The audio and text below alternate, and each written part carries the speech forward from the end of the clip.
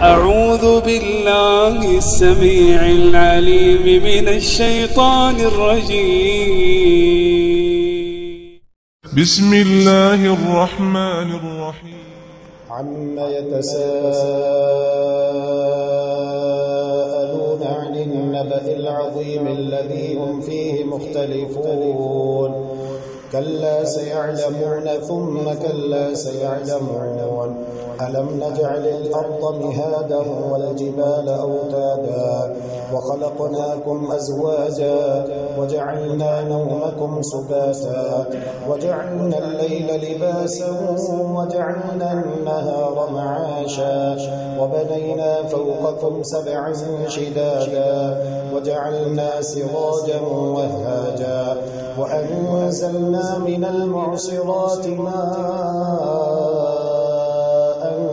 ثجاجا لنخرج به حبا ونباتا وجنات ألفافا إن يوم الفصل كان ميقاتا يوم ينفخ في الصور فتأتون أفواجا وفتحت السماء فكانت أبوابا وسيرت الجبال فكانت سرابا إن جهنم كانت مرصادا للطاغين مآبا لابثين فيها أحقابا لا يذوقون فيها بردا ولا شرابا إلا حميما وغساقا جزاء وفاقا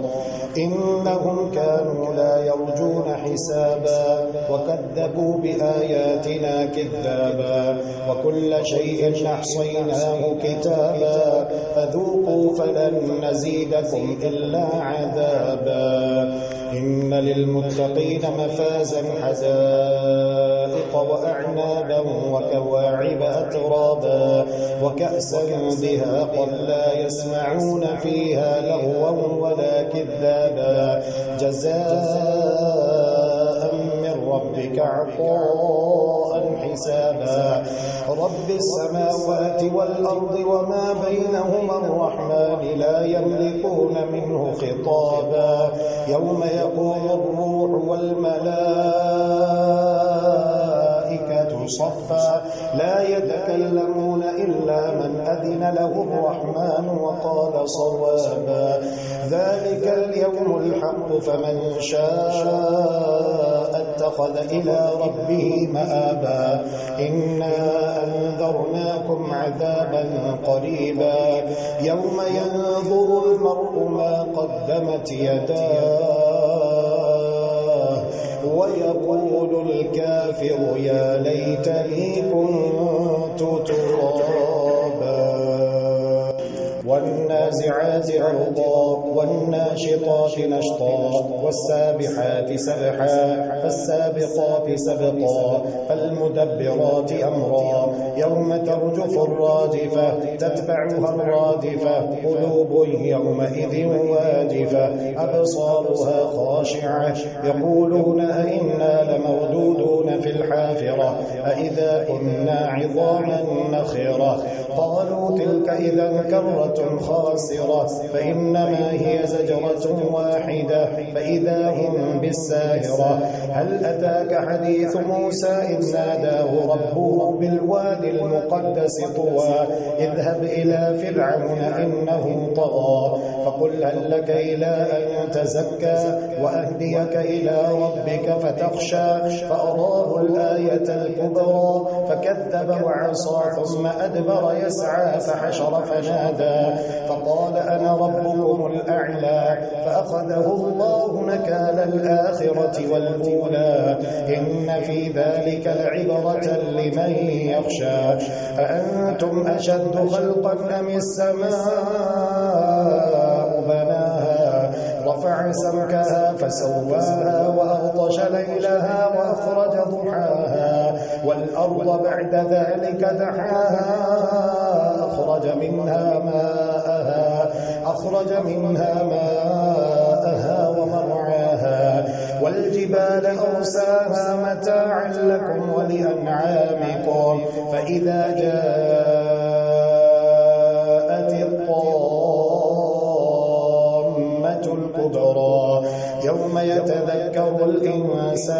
ما سعى وبرزت الجحيم لمن يرى فأما من طغى وآثر الحياة الدنيا فإن الجحيم هي المأوى وأما من خاف مقام ربه ونهى النفس عن الهوى فإن الجنة هي المأوى يسألونك عن الساعة أيان مرساها فيما أنت من ذكراها إلى ربك منتهاها إنما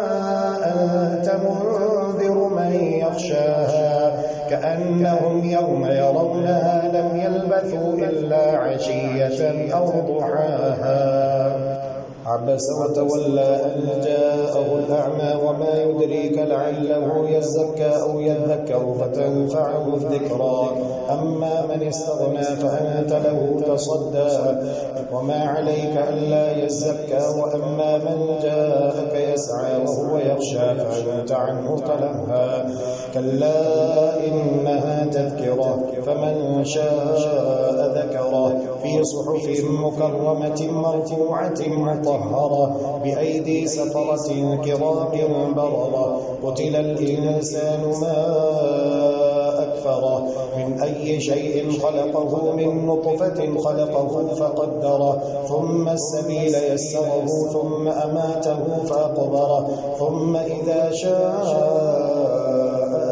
أنشره كلا لما يقض ما أمره فلينظر الإنسان إلى طعامه أنا صببنا الماء صبا ثم شققنا الأرض شقا فأنبتنا فيها حبا وعنبا وقضبا وزيتونا ونخلا وحدائق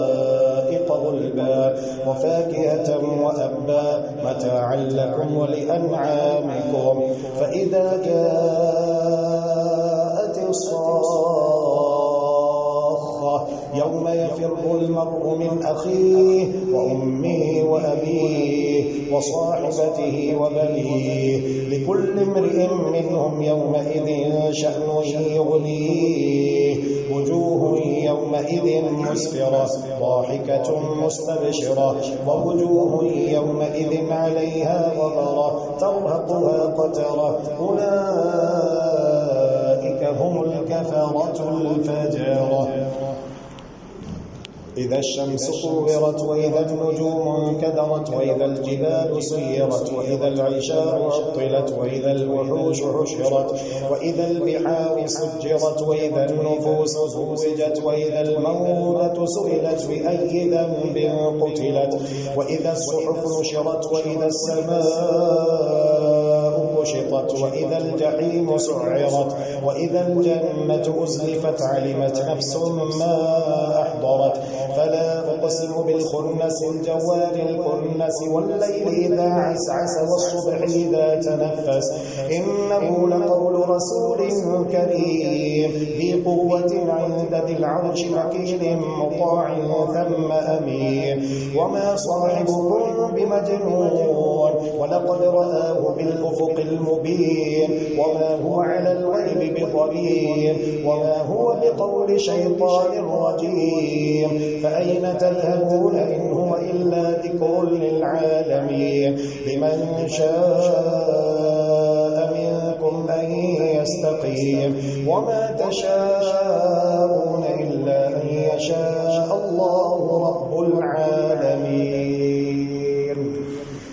إذا السماء انفطرت وإذا الكواكب انتثرت وإذا البحار فجرت وإذا القبور بعثرت علمت نفس ما قدمت وأخرت يا أيها الإنسان ما غرك بربك الكريم الذي خلقك فسواك فعدلك في أي صورة ما شاء ركبك كلا بل تكذبون بالدين وإن عليكم لحافظين كراما كاتبين يعلمون ما تفعلون إن الأبرار لفي نعيم وإن الفجار لفي جحيم يصلونها يوم الدين وما هم عنها بغائبين وما أدراك ما يوم الدين ثم ما أدراك ما يوم الدين يوم يوم لا تملك نفس لنفس شيئا والأمر يومئذ لله. ويل للمطففين الذين إذا اكتالوا على الناس يستوفون وإذا كالوهم أو وزنوهم يخسرون. ألا يظن أولئك أنهم مبعوثون ليوم عظيم يوم يقوم الناس لرب العالمين. كلا إن كتاب الفجار لفي سجين وما أدراك ما سجين كتاب مرقوم. ويل يومئذ للمكذبين الذين يكذبون بيوم الدين وما يكذب به إلا كل معتد نثيم. إذا تتلى عليه آياتنا قال أساطير الأولين. كلا بل ران على قلوبهم ما كانوا يكسبون. كلا إنهم عن ربهم يومئذ لمحجوبون. ثم إنهم لصالوا الجحيم ثم يقال هذا الذي كنتم به تكذبون. كلا إن كتاب الأبرار لفي عليين وما أدراك ما عليون كتاب مرقوم يشهده المقربون. إن الأبرار لفي نعيم على الأرائك ينظرون تعرف في وجوههم نضرة النعيم يسقون من رحيق مختوم ختامه مسك وفي ذلك فليتنافس المتنافسون. ومزاجه من تسنيم عينا يشرب بها المقربون. إن الذين أجرموا كانوا من الذين آمنوا يضحكون وإذا مروا بهم يتغامزون وإذا انقلبوا إلى أهلهم انقلبوا فكهين وإذا رأوهم قالوا إن هؤلاء لضالون وما أرسلوا عليهم حافظين. فاليوم الذين آمنوا من الكفار يضحكون على الأرائك ينظرون هل ثوب الكفار ما كانوا يفعلون. إذا السماء انشقت وأذنت لربها وحقت وإذا الأرض مدت وألقت ما فيها وتخلت وأذنت لربها وحقت. يا أيها الإنسان إنك كادح إلى ربك كدحا فملاقيه. فأما من أوتي كتابه بيمينه فسوف يحاسب حسابا يسيرا وينقلب إلى أهله مسرورا. وأما من أوتي كتابه وراء ظهره فسوف يدعو ثبورا ويصلى سعيرا إنه كان في أهله مسرورا إنه ظن أن لن يحور. بلى إن ربه كان به بصيرا. فلا أقسم بالشفق والليل وما وسق والقمر إذا اتسق لتركبن طبقا عن طبق فما لهم لا يؤمنون. وإذا قرئ عليهم القرآن لا يسجدون بل الذين كفروا يكذبون والله أعلم بما يوعون. فبشرهم بعذاب أليم إلا الذين آمنوا وعملوا الصالحات لهم أجر غير ممنون. والسماء ذات البروج واليوم الموعود وشاهد ومشهود. قتل أصحاب الأخدود النار ذات الوقود إذ هم عليها قعود وهم على ما يفعلون بالمؤمنين شهود. وما نقموا منهم إلا أن يؤمنوا بالله العزيز الحميد الذي له ملك السماوات والأرض الله على كل شيء شهيد. إن الذين فتنوا المؤمنين والمؤمنات ثم لم يتوبوا فلهم عذاب جهنم ولهم عذاب الحريق. إن الذين آمنوا وعملوا الصالحات لهم جنات تجري من تحتها الأنهار ذلك الفوز الكبير. إن بطش ربك لشديد إنه هو يبدئ ويعيد وهو الغفور الودود ذو العرش المجيد فعال لما يريد. هل أتاك حديث الجنود فرعون وثمود بل الذين كفروا في تكذيب والله من ورائهم محيط بل هو قرآن مجيد في لوح محفوظ. والسماء والطارق وما أدراك ما الطارق النجم الثاقب إن كل نفس لما عليها حافظ. فلينظر الإنسان مما خلق من ماء دافق يخرج من بين الصلب والترائب إنه على رجعه لقادر يوم تبلى السرائر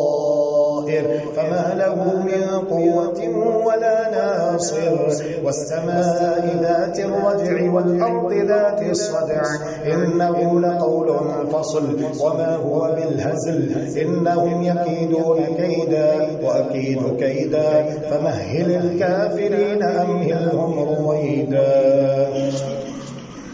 سبح اسم ربك الأعلى الذي خلق فسوى والذي قدر فهدى والذي أخرج المرعى فجعله غثاء أحوى. سنقرئك فلا تنسى إلا ما شاء الله إنه يعلم الجهر وما يخفى. ونيسرك لليسرى فذكر إن نفعت الذكرى سيذكر من يخشى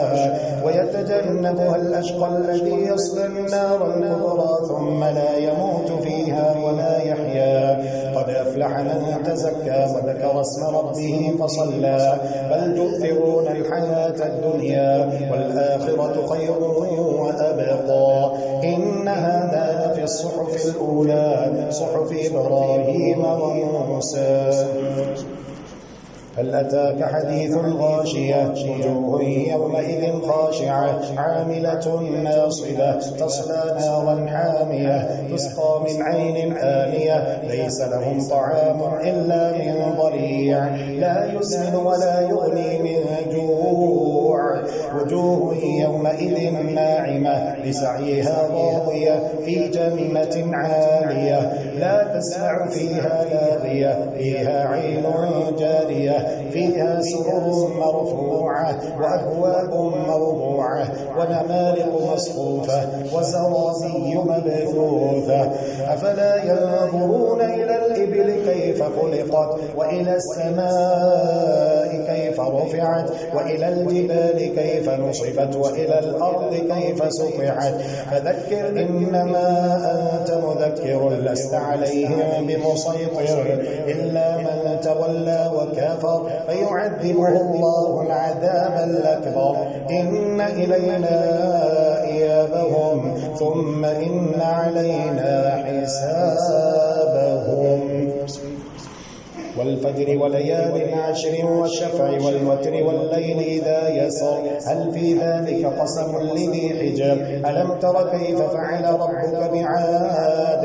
إرم ذات العماد التي لم يخلق مثلها في البلاد. وثمود الذين جابوا الصخر بالواد وفرعون ذي الأوتاد الذين طغوا في البلاد فأكثروا فيها الفساد فصب عليهم ربك سوط عذاب إن ربك لبالمرصاد. فأما الإنسان إذا ما ابتلاه ربه فأكرمه ونعمه فيقول ربي أكرمن. وأما إذا ما ابتلاه فقدر عليه رزقه فيقول ربي أهانن. كلا بل لا تكرمون اليتيم ولا تحاضون على طعام المسكين وتأكلون التراث أكلا لما وتحبون المال حبا جما. كلا إذا دكت الأرض دكا دكا وجاء ربك والملك صفا صفا وجيء يومئذ بجهنم يومئذ يتذكر الإنسان وأنى له الذكرى يقول يا ليتني قدمت لحياتي فيومئذ لا يعذب عذابه أحد ولا يوثق وثاقه أحد يا أيتها النفس المطمئنة ارجعي إلى ربك راضية مرضية فادخلي في عبادي وادخلي جنتي لا أقسم بهذا البلد وأنت حل بهذا البلد ووالد وما ولد لقد خلقنا الإنسان في كبد أيحسب أن لن يقدر عليه أحد يقول أهلكت مالا لبدا أيحسب أن لم يره أحد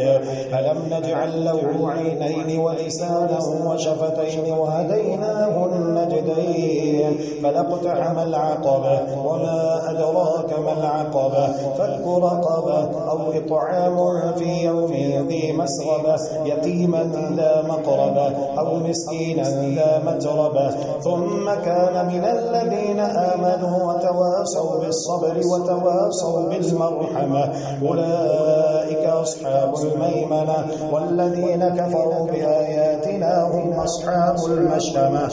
عليهم نار مؤصدة والشمس وضحاها والقمر إذا تلاها والنهار إذا جلاها والليل إذا يغشاها والسماء وما بناها والأرض وما طحاها ونفس وما سواها فألهمها فجورها وتقواها قد أفلح من زكاها وقد خاب من دساها كذبت ثمود بطغواها بعث أشقاها فقال لهم رسول الله ناقة الله وسقياها فكذبوه فعقروها فدمدم عليهم ربهم بذنبهم فسواها ولا يخاف عقباها والليل إذا يغشى والنهار إذا تجلى وما خلق الذكر والأنثى إن سعيكم لشتى فأما من أعطى واتقى وصدق بالحسنى فسنيسره لليسرى وأما من بخل واستغنى وكذب بالحسنى فسنيسره للعسرى وما يغني عنه ماله إذا تردى إن علينا للهدى وإن لنا للآخرة والأولى فأنذرتكم نارا تلظى لا يصلاها إلا الأشقى الذي كذب وتولى وسيجنبها الأتقى الذي يؤتي ماله يتزكى وما لأحد عنده من نعمة تجزى إلا ابتغاء وجه ربه الأعلى ولسوف يرضى والضحى والليل إذا سجى ما ودعك ربك وما قلى وللآخرة خير لك من الأولى ولسوف يعطيك ربك فترضى ألم يجدك يتيما فآوى ووجدك ضالا فهدى ووجدك عائلا فأغنى فأما اليتيم فلا تقهر وأما السائل فلا تنهر وأما بنعمة ربك فحدث ألم نشرح لك صدرك ووضعنا عنك وزرك الذي أنقض ظهرك ورفعنا لك ذكرك فإن مع العسر يسرا إن مع العسر يسرا فإذا فرغت فانصب وإلى ربك فارغب والتين والزيتون وطور سينين وهذا البلد الأمين لقد خلقنا الإنسان في أحسن تقويم ثم رددناه أسفل سافلين إلا الذين آمنوا وعملوا الصالحات فلهم أجر غير ممنون فما يكذبك بعد بالدين أليس الله بأحكم الحاكمين اقرأ باسم ربك الذي خلق خلق الإنسان من علق اقرأ وربك الأكرم الذي علم بالقلم علم الإنسان ما لم يعلم كلا إن الإنسان ليطغى أن رآه استغنى إن إلى ربك الرجعى أرأيت الذي ينهى عبدا إذا صلى أرأيت إن كان على الهدى أو أمر بالتقوى أرأيت إن كذب وتولى ألم يعلم بأن الله يرى كلا لئن لم ينته لنسفعا بالناصية ناصية كاذبة خاطئة فليدع ناديه سندع الزبانية كلا لا تطعه واسجد واقترب إنا أنزلناه في ليلة القدر وما أدراك ما ليلة القدر ليلة القدر خير من 1000 شهر تنزل الملائكة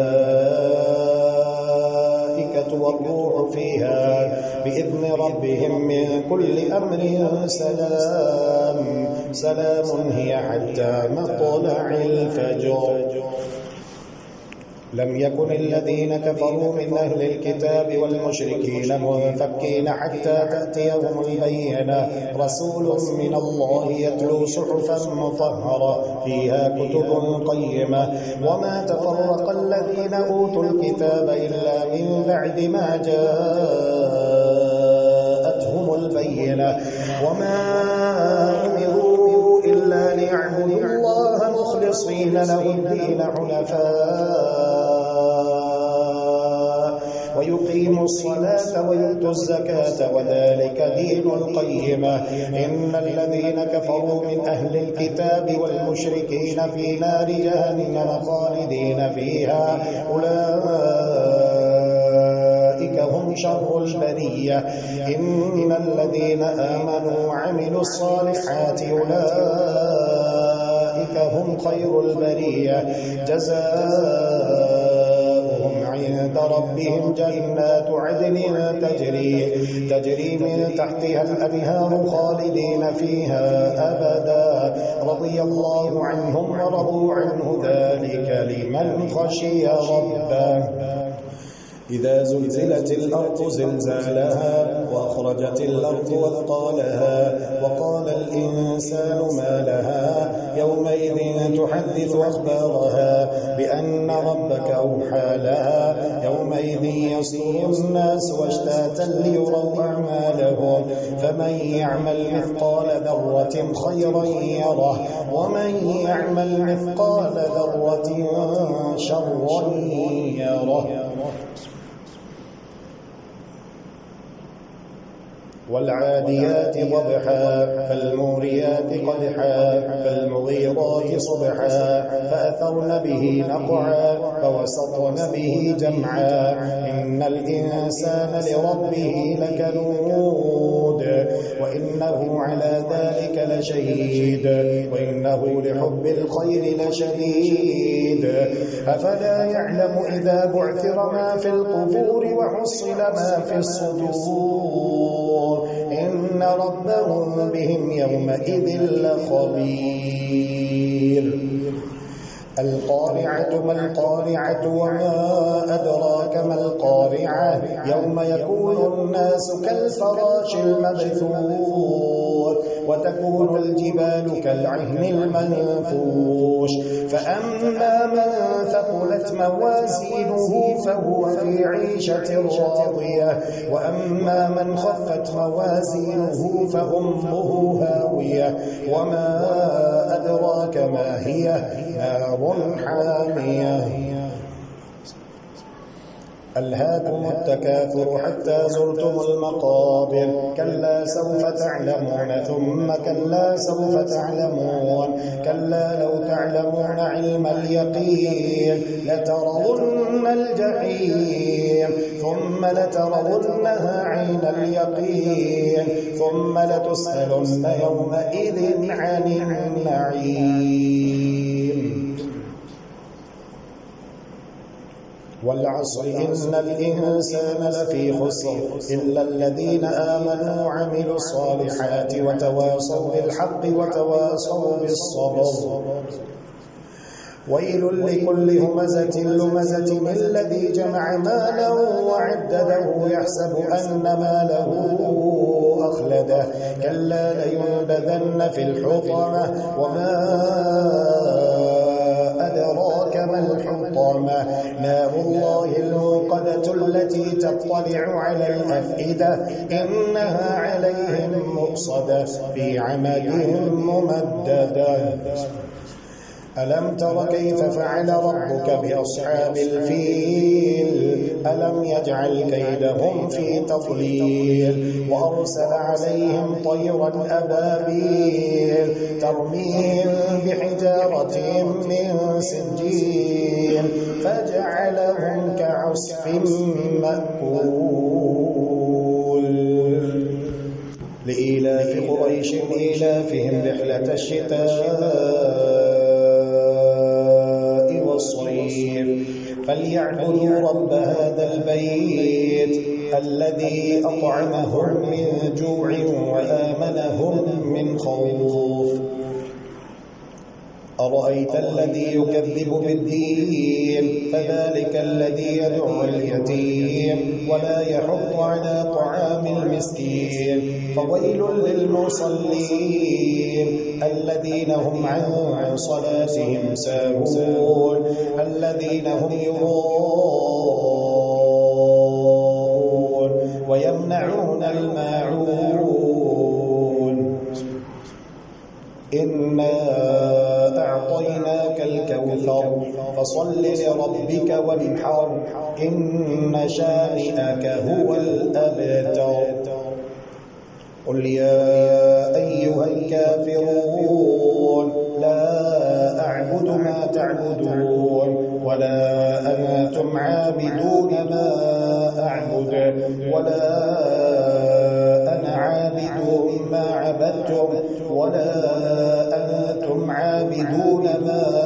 أعبد لكم دينكم ولي دين إذا جاء نصر الله والفتح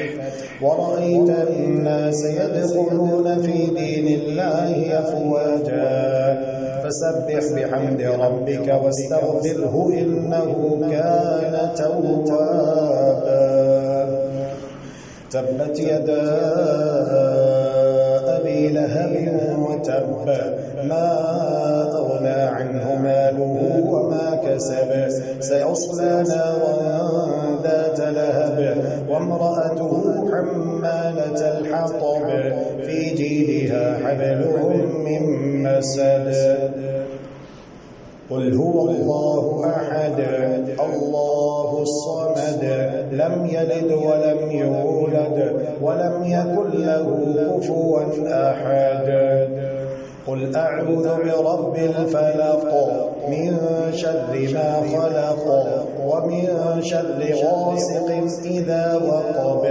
ومن شر النفاثات في العقد ومن شر حاسد إذا حسد قل أعوذ برب الناس ملك الناس إله الناس من شر الوسواس الخناس الذي اللهم إنك عفو تحب العفو فاعف عنا اللهم إنك عفو تحب العفو فاعف عنا إلهنا فاعف عنا يا كريم.